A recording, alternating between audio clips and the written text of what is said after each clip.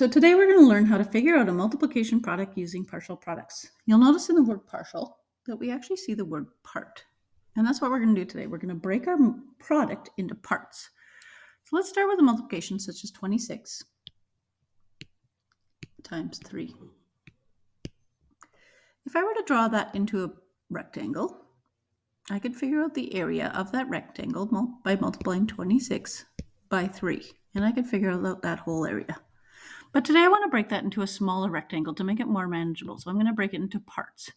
So I'm going to leave the 3 on this side, and I'm going to break the 26 into its tens and ones. So I have 20 and 6. I'm going to break that rectangle into 2 smaller parts so I can figure out the multiplication of 2 smaller rectangles. So my first rectangle, I'm going to multiply 20 times 3. And I'm going to take my 2 times my 3 is 6 and add my 0 in at the end. And then I can figure out my multiplication of my second box, which is 6 times 3. And my answer from my multiplication facts is 18. In the end, I have to add my 2 boxes together. So I'm going to take my product of my first rectangle, which is 60, add it to the product of the second rectangle, which is 18, and I get an answer of 78. Let's try another one for practice.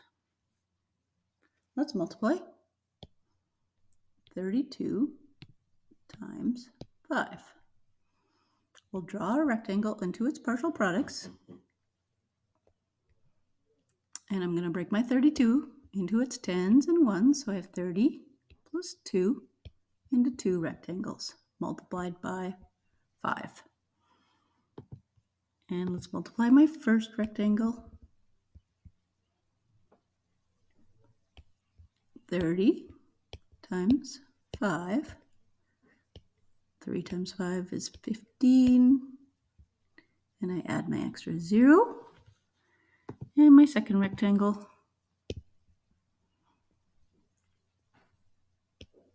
2 times 5 is 10.